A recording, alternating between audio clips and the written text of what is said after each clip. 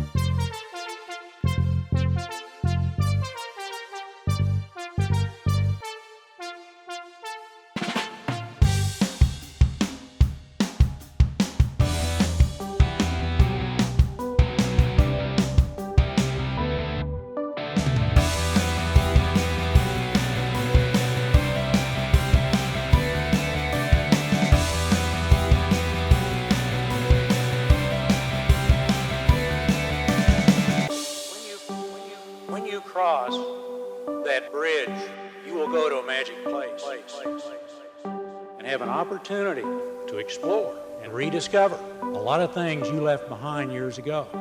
That's pretty cool. Look at this. Oh, goodness. You're bringing out the kid in me. I genuinely believe it will have an extraordinary impact on our community. It is for all of you. It is for grandparents, parents, children of all ages.